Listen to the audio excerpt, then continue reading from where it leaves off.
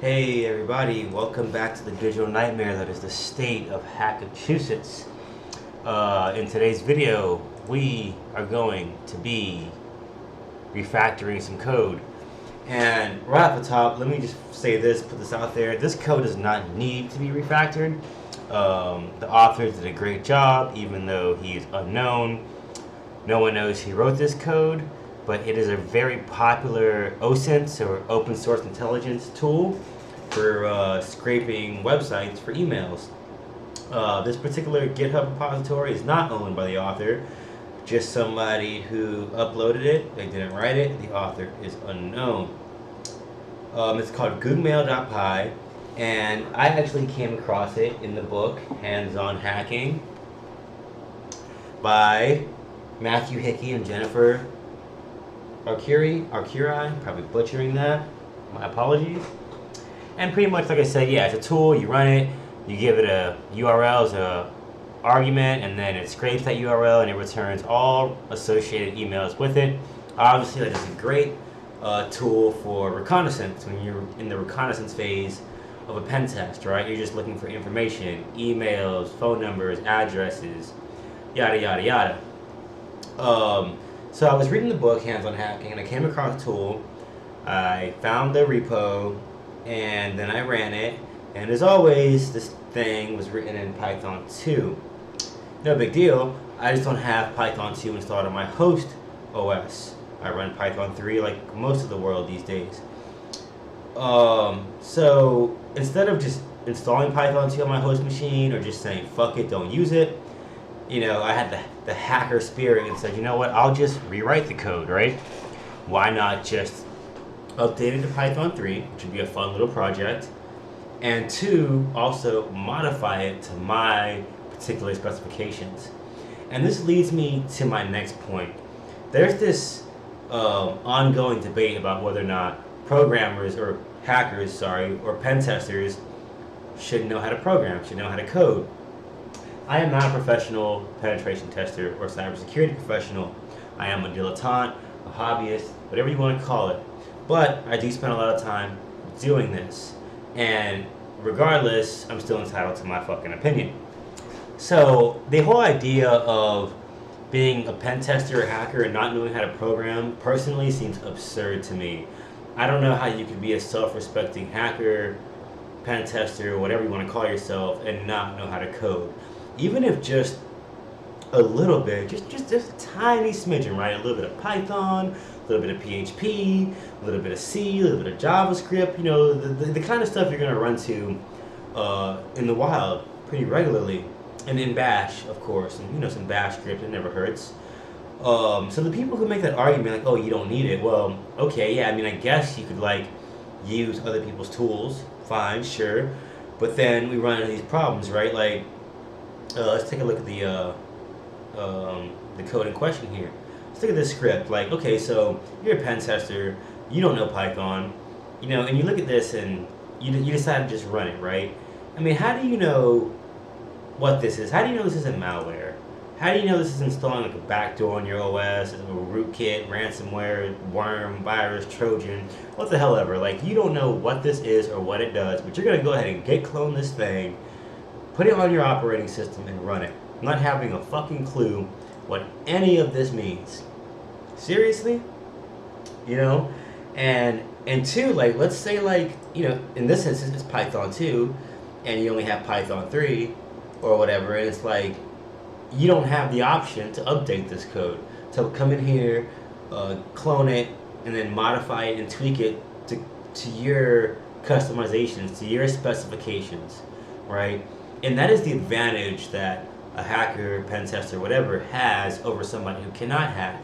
Yeah, you can be a good pen tester, you can be a good hacker and use other people's tools. You can run Metasploit without knowing how to code. You can run SQL Map and Wireshark and John the Ripper, whatever, but you can't write your own scripts.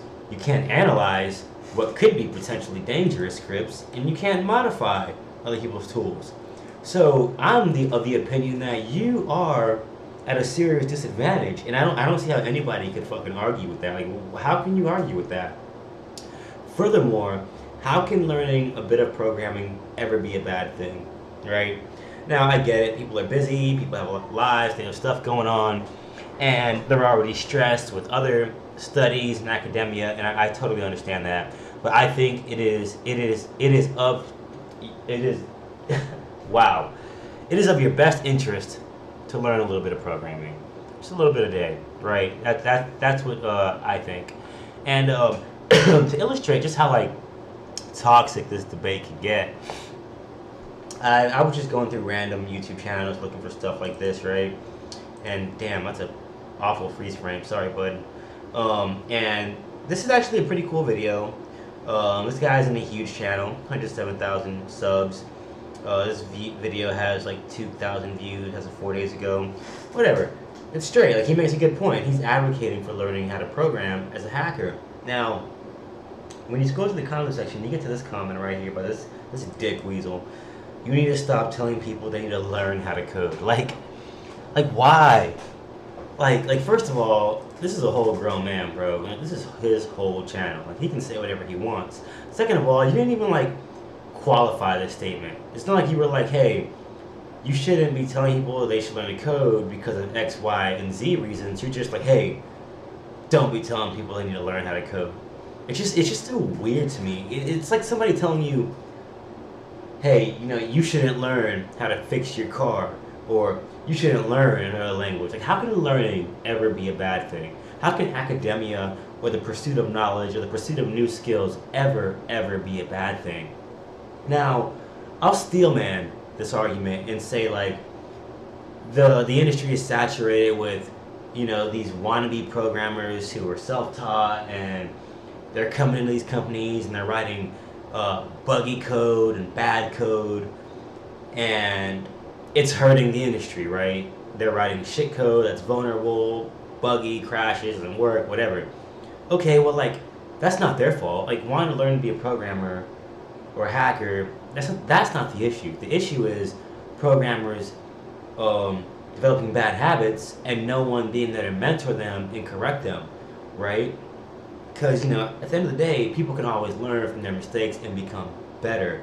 And there's nothing wrong with ever wanting to learn. There's nothing wrong with advocating that people do learn. So, fuck guys like this. He sucks. By the way, like, don't go after this dude. You know what I mean? Maybe I should have, like, blurred this out, but I'm too lazy. But, yeah, don't go after him. I mean, I only have, like, 10 subscribers, so I don't think anyone's going to really see this video. But even so, if you do, don't start no shit. You know what I mean? So, getting back to the matter at hand, what we're going to be doing today is modifying this code, updating it to Python 3, and having some fun with it. Now, really quick, I just kind of want to do a demo of like how this works. So I gotta do Python 2, and you see I gotta do goog-mail.py, uk.ibm.com. This is the domain they actually supply in the book Hands on Hacking, so I'm not worried about using it. Also, this isn't illegal because these emails are public domain. They're on the internet. This is open source intelligence. We're not breaking any laws here. So I run it, and one of the first problems you see off the jump that something I think is a problem. The command prompt just hangs after executing the command, right? Like, it doesn't tell me like, hey, program is running, program is doing X, Y, Z. It just sits there. I don't know if it's broken. I don't know if it's crashing. I don't know anything.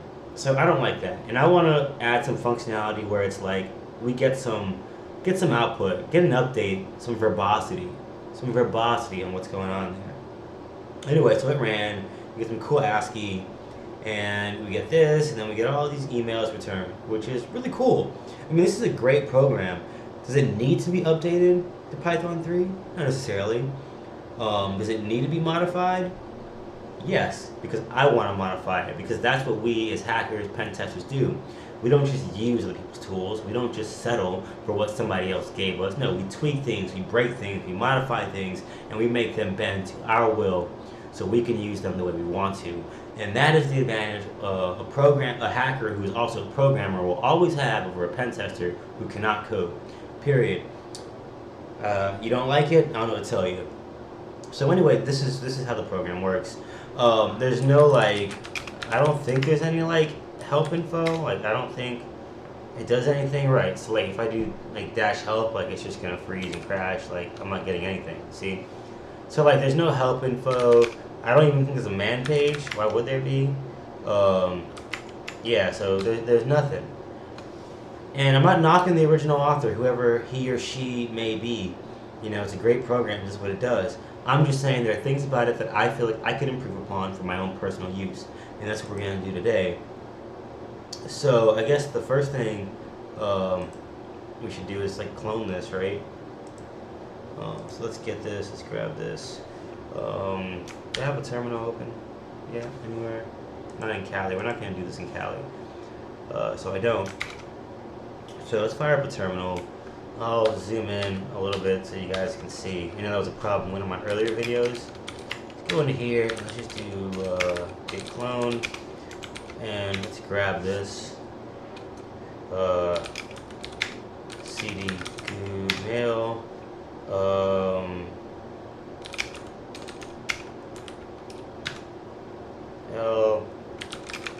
And let's just do them. And here it is. So now we have it. And it's only like 75 lines of code. Not a lot, whatever. Okay, so let's just kind of start breaking this down. First of all, I don't think we need this anymore. We're not going to use string. I think this is now request. I think that old way is kind of outdated. We don't need that, like that. We'll just import the whole library. Why not? Whatever. And then we're going to need argparse. And we're also going to need socket. And I think maybe one more. Text wrap. And I'm going to do like some OOP on this one, some object-oriented programming, just because like I'm a little rusty in that department, and I just figured this would be a great opportunity to kind of flex on that, exercise that. Okay, so I'm going to start down here before I even like touch any of that stuff up there. I'm going to move the ASCII to the top because I just want that like printed out off the jump. We can just say print instead of all this. That'll work just fine. Now we can get rid of this. Oh, whoops. Let's get rid of this.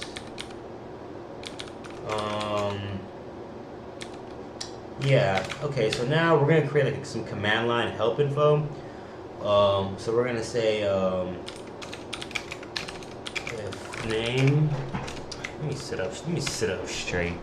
Get the slob over here. If name is equal to main, parser equals argparse dot argument parser.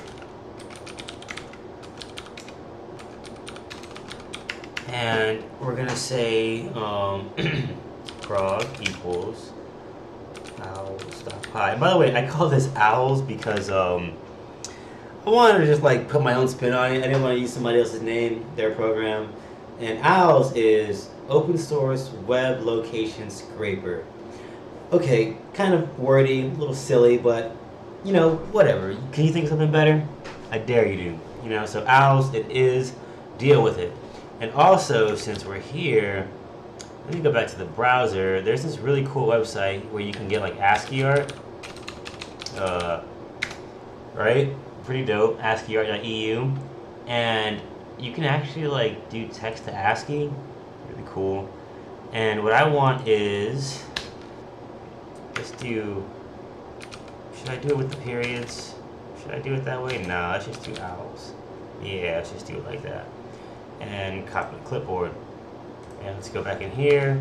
And you know what? Instead of, oh lordy McGordy, I'm in caps. Yeah, not good when you're in Vim. So let's just do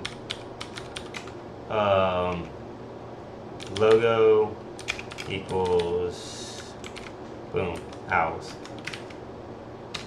Okay. And then also I want some art.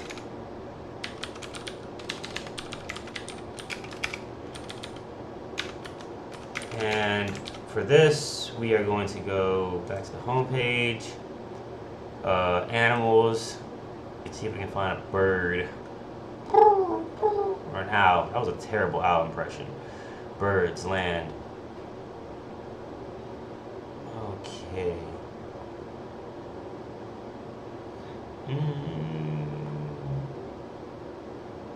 That owl's cool. I tried that one before and it just gave me problems, man. Too many like backslashes and shit. Okay, so let's do this. So we're gonna do, boom, ASCII art. What's all this? Is that gonna give me a problem? I hope not. So, now at the beginning of the program, we'll just run print, what is it? Logo? And then print ASCII art. Cool. Now back to where we were down here, we're gonna say, description. Updated version of goog-mail.py in Python 3. Cool, good enough. Formatter class. Argparse.raw description help formatter. It's not formatter, it's formatter. And then we're going to do epilogue equals text wrap dot dedent example. And let's bring you up here. This. And so cool. So like now we can provide some examples. So like one way to run this, you could just be like the default way. It could be like owls.py, URL, example.com. And then you'll get scrape URL for emails. So that's like the default, right? And then we'll do owls.py -u example.com. But then we'll do this O, which is like output. Because like I wanted to add this functionality where like once it gets all those emails and outputs it to the terminal, what if you want to like write it to a file? I thought that would be like a cool way to like modify it, right? So let's be like write to file. So we're gonna build that ourselves. And like this is what it's about, you guys. This is what it's about. You know, modifying the code, updating the code, and you know, making it work for you. And you can only do that if you know how to code. And I'm not saying like we're doing some mind-blowing amazing shit here. I mean, this is like not that complicated, but it's fun and it's cool and like it illustrates my main point, and that's what's important. So okay, so then we're gonna say parser dot add argument and -u URL. We'll say help equals specified URL. Or yeah, that works. We can say parser.add argument -o for output, and long format, and help would just be write to file. And I think that's all we need for that. And then we can say args equal parser dot parse args. And then we need to make sure that they're actually like providing arguments, and if they don't, we'll just print this help information and exit the program.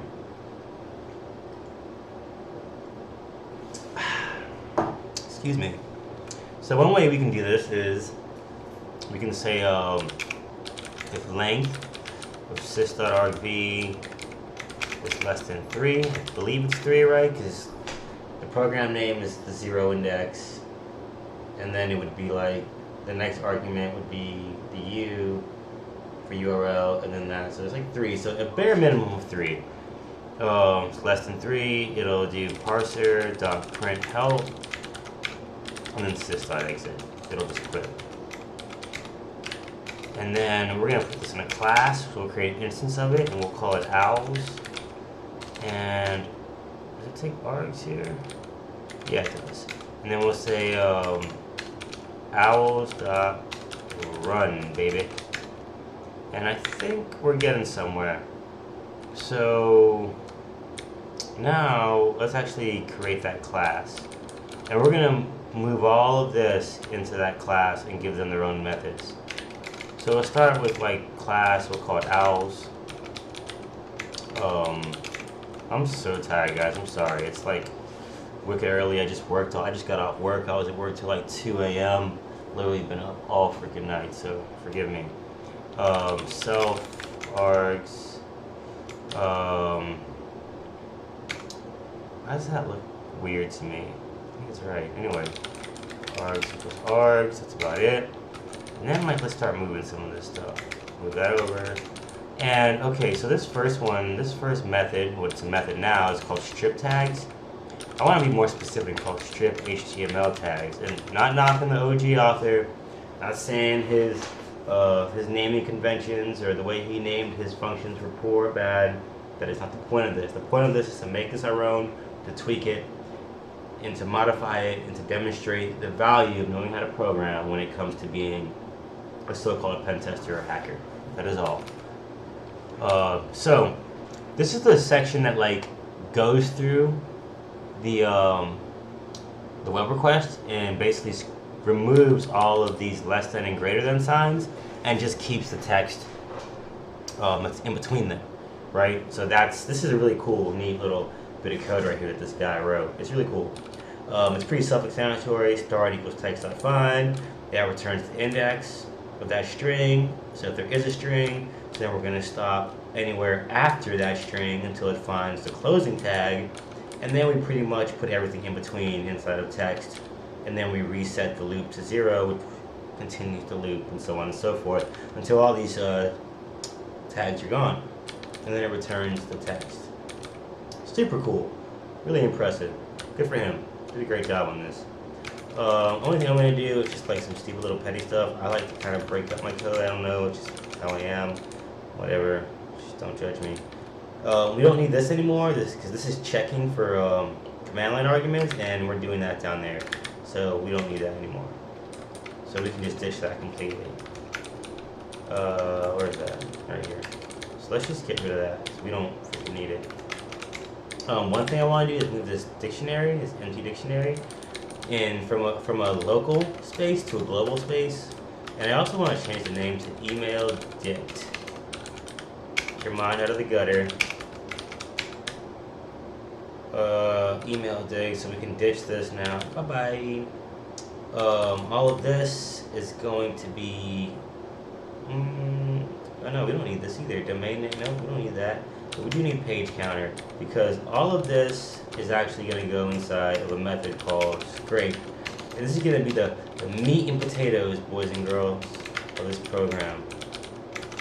And everything over here is going into here. So all of this is going in here.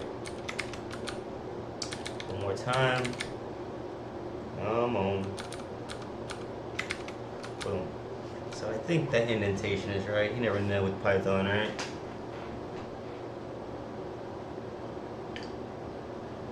So we have our second method called scrape. And actually, I forgot something. I want the output to not just tell us that something's happening, but I also want it to return the public IP of the URL. Because that could be useful. Like maybe, you run this, you get the emails, and then maybe you want to continue with your reconnaissance, right?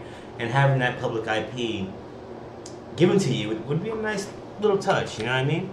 You know what I'm saying? So let's create a function called getIP. And it won't take any parameters except self, and we'll say IP equals socket.getHost, by name, self.args.url. And we need to put this in a try and accept block. And then return IP. And then accept socket.getter. I'm just kidding. That was highly inappropriate. Socket.getAddress information error. And return unable to connect to host. Sounds good to me. Cool. And that should work just fine. Okay, moving on. So, what are we doing? So back here in scrape. So something we need to do is we need to address this.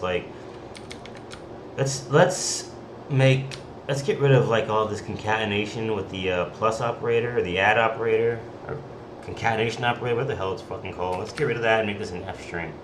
Right, this is Python 3, baby. We don't do that here. So we're gonna come over here, make this an F string. We're gonna ditch all this nonsense. Stay. We're gonna ditch all this. Don't need that no more. And also this domain name is no longer there. It's actually going to be self.args.url now. I don't think it's going to be urllib2.request. I think it's going to be just like this. And I think we got to add request.request. I'm almost positive. Yep, this isn't a thing no more. And I think we got to say request.build. And then I think we need to decode this as well.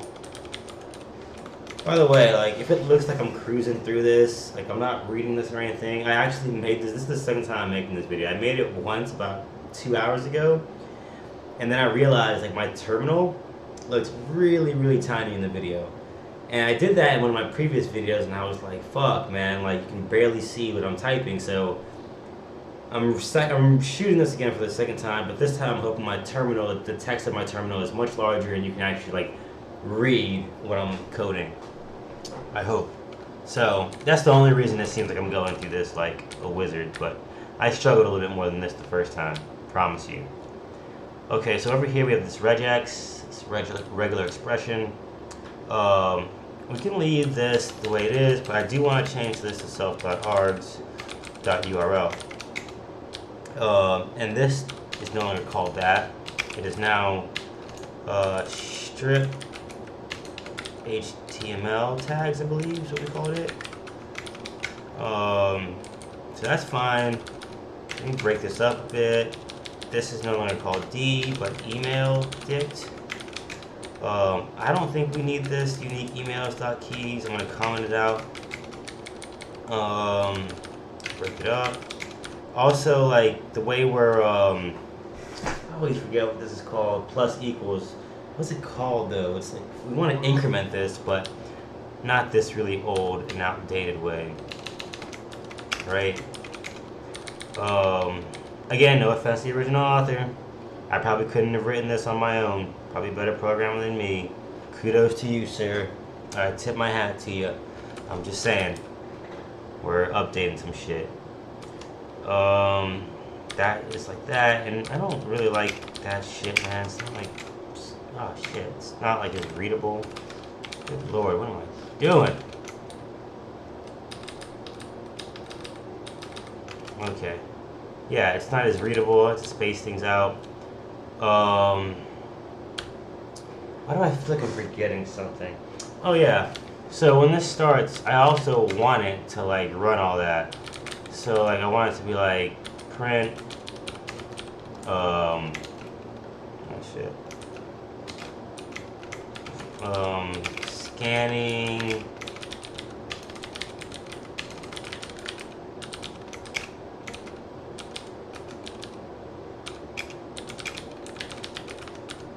And we need to invoke this actually. Where are we gonna do that? You know what, I'm gonna move this here, put this here, and we can put IP equals self.getIP. Boom. And that should work. Okay, so we got this new F string, modified most of this code over here.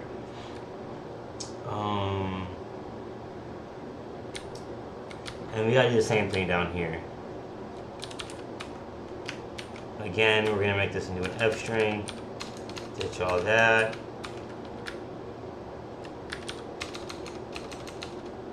Because we just don't need it. Ditch this. Ditch that. And oh yeah, domain name's gotta go. can say self.args.url. I think this is looking better already. Once again, it's not that. It's requests, results web.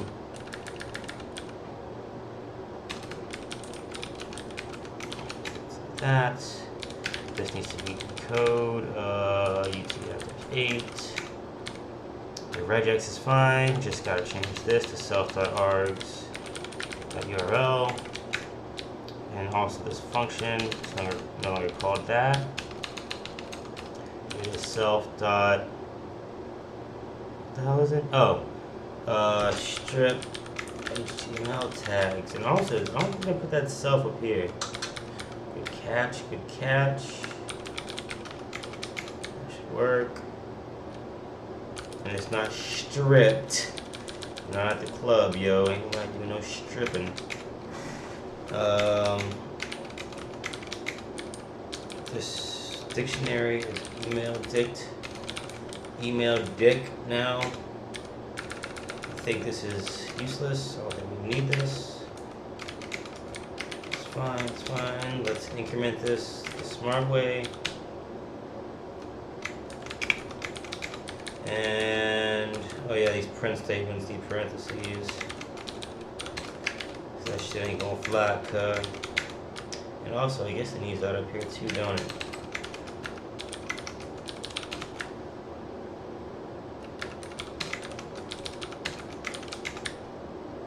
Ugh. Uh-oh.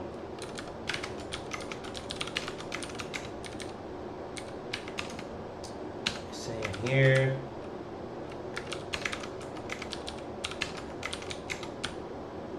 Make sure I got all these print statements in order. Okay. Okay. And now, time for the bugs, because I know this thing is not going to run first shot. Let's do change mode. Well, first of all, let's call it, this is O.W.L.S, baby. You saying goog-mail no more.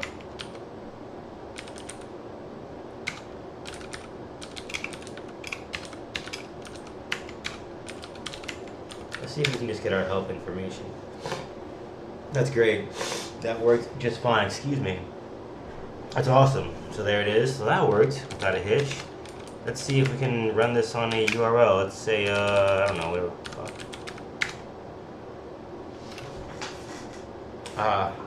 I didn't create that. Silly rabbit. Define run self. If self.args.run self.create. No. So let's see if that'll work. Oh, this is no attribute run. Ooh. I don't think it's self. I think if I just do if oh, I'm tripping. It's args.url. There we go. Tripping, kid. Okay, so cool. It started. It's a good start. And you can see what I was talking about earlier. Like, we get this like nice little output that it's doing something, and we get the public IP. I ain't doxing these people, bro. Hush, I don't want to hear it. This is public information. Anybody could just run a ping scan on that domain name and get the same shit. So, what's the issue here?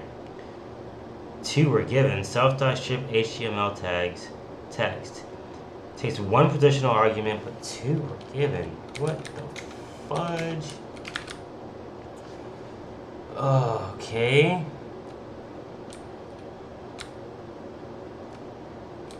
Oh. Self.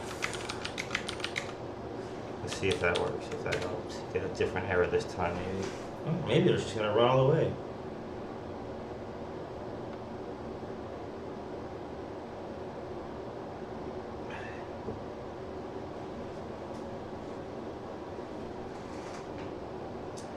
Oh, yep. So D is not defined because it is now email dict, and it's on line 15.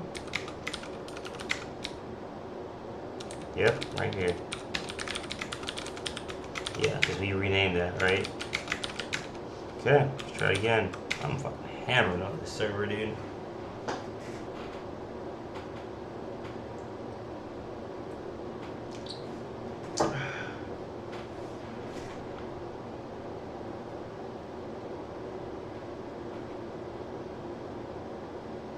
Also, my owl's eyes are like way the fuck over here.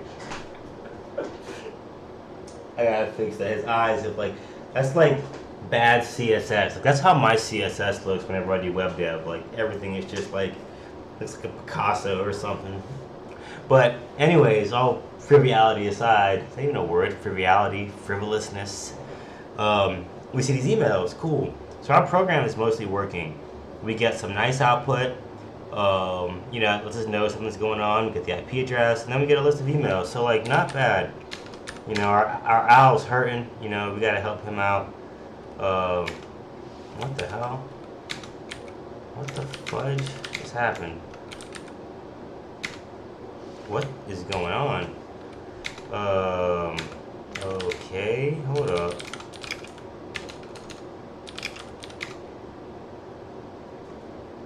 Them? Wow, that was freaking weird. Okay, Mr. Owl, your eyes are like fudged. Why is that? Is it because what's happening, homie? You're scaring me. You know what? Let me just do something like that. Let me just put a little fix his head. Homeboy's whole head is missing. Damn. There we go. Man, that took so long. Fudge. Okay, so what was one of the issues we just saw? It wasn't really one. Oh, there's something else I wanted to add. I wanted to add, like, you know, if there needs to be an if statement in here. So like, if there are in fact emails, then run this, right? And print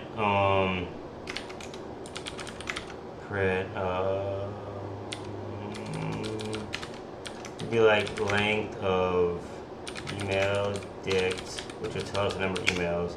So like 0 email found. And let's just like do a new line. Why not? See if that helps. Else print 0 emails found. Pretty cool. So we're gonna do that. I'm sure it's gonna work. One last thing is we talked about outputting the standard output to a file, right? So we need to build that functionality. This is pretty easy, quick and dirty. I'm pretty sure we're just gonna be like define output self with open self.args.output write as f.write. No. For email and email dict dot keys f.write email plus a new line. And then let's give them a little message and say printf saved file as self.args.output. And I think this should have a new line as well, so it separates itself from the actual email addresses. And then we can come in here and say if self.args.output, then run the self.output method. I think that's legit. I think all of this is like 100% legit. So let's run this, but let's also do -o, and let's say test.txt.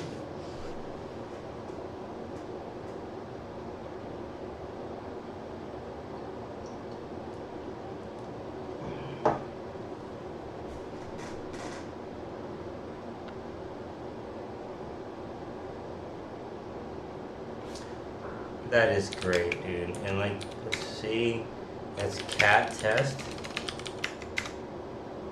Boom, there it is. I mean, we can even like just vim it really. Just You know, see, there are all the emails right there. That is fucking awesome. That was badass. That was cool, you guys. That was super cool. So, yeah, I just want to, that's it. Like, that was the whole point of this video, just to demonstrate, like, how we came across some code in the wild. We analyzed it, right? We looked at it. We saw that there was nothing malicious about it, at least nothing obviously so. And then we saw something that we thought was a problem, it being written in Python 2, which is outdated. And, you know, sometimes a lot of these older versions like Python 2, you know, they're using methods that are dangerous, like they're insecure, like eval. You know, I believe eval is like a sanitation method for input on the server side that has known like vulnerabilities and exploits. So it's like, yeah, we were able to look at the code, analyze it, and see that it was pretty much safe. Because why? Because we know how to code. Again, pen testers, hackers, these guys who can't code, who can't program, who don't know Python, they're looking at that shit and it's fucking Chinese, man. Right? So we analyzed the code, and then we realized, you know, we wanted to tweak it to do something it couldn't do originally. Namely, output that text to a file, give us the IP address of the supplied URL, and yeah, that was pretty much it. And also give us some like nice command line help functionality and like usage examples.